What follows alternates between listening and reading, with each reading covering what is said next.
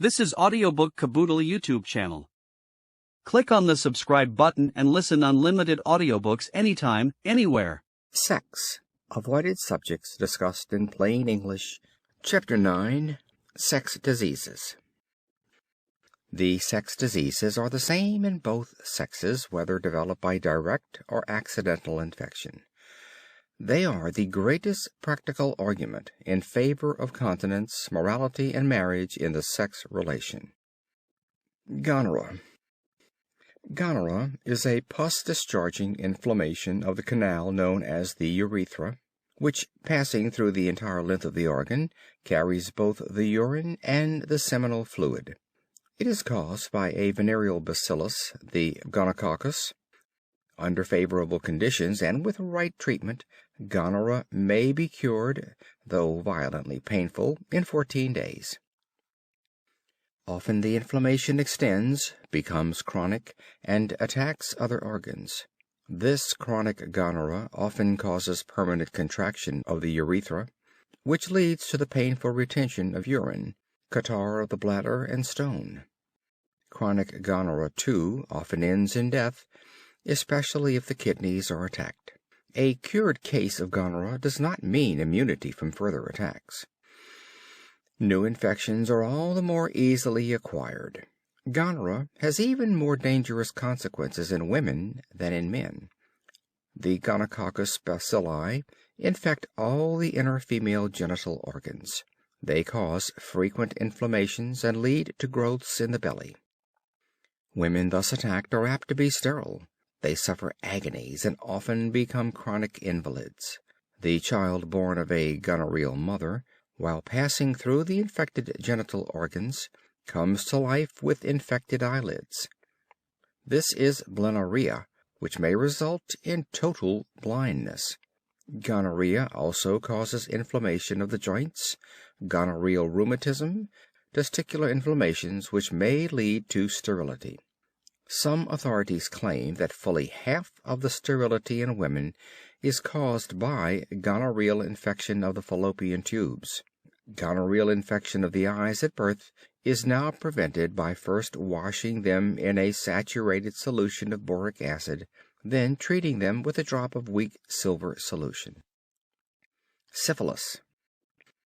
Syphilis is a still more terrible venereal disease. It usually appears first in small, hard sores, hard cankers, on the sexual parts or the mouth. Then the syphilitic poison spreads throughout the whole body by means of the blood. After a few weeks it breaks out on the face or body. Its final cure is always questionable.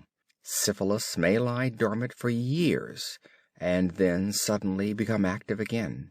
It breaks out in sores on all parts of the body, often eats up the bone, destroys internal organs such as the liver, causes hardening of the lungs, diseases of the blood vessels, and eye diseases. Ulcers of the brain and nerve paralysis often result from it. One of its most terrible consequences is consumption of the spinal marrow and paralysis of the brain, or paresis.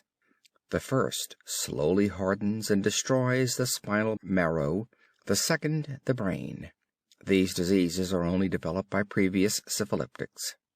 As a rule, they occur from 5 to 20 years after infection, usually 10 or 15 years after it, and they usually happen to persons who believed themselves completely cured. Consumption of the spinal marrow leads to death in the course of a few years of continual torture. Paralysis of the brain turns the sufferer into a human ruin, gradually extinguishing all mental and nervous functions, sentience, movement, speech, and intellect.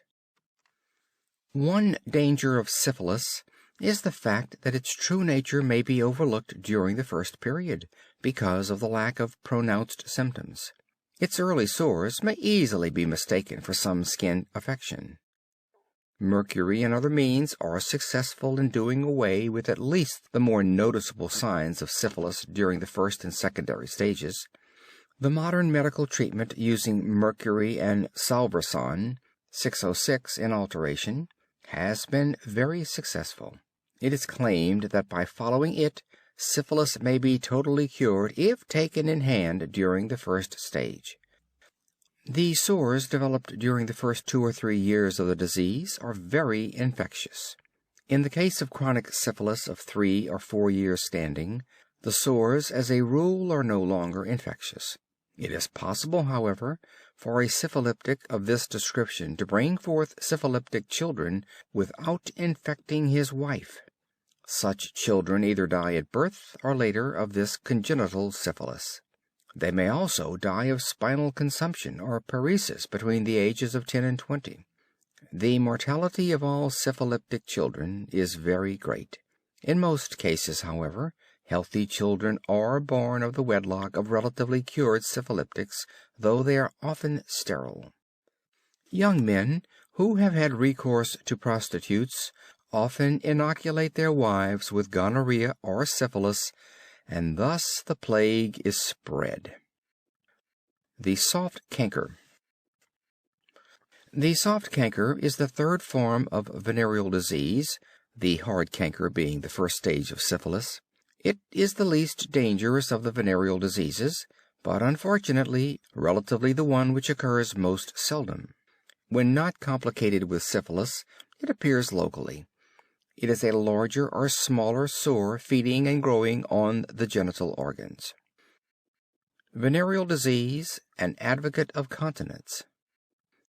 The most tragic consequence of all venereal disease is the part it plays in the infection of innocent children and innocent wives and mothers. Often a pure and chaste woman is thus deprived in the most cruel and brutal manner of the fruit of all her hopes and dreams of happiness. Similarly, a young man may find himself hopelessly condemned to a short life of pain and misery. He may also suffer from the knowledge that he has ruined the lives of those dearest to him. Venereal disease, syphilis in particular, emphasizes the practical value of continence, quite aside from its moral one, in a manner which cannot be ignored. End of chapter 9. This was Audiobook Caboodle YouTube channel presentation. We hope you enjoyed listening. For full audiobook, check out our playlist section. Links in description below.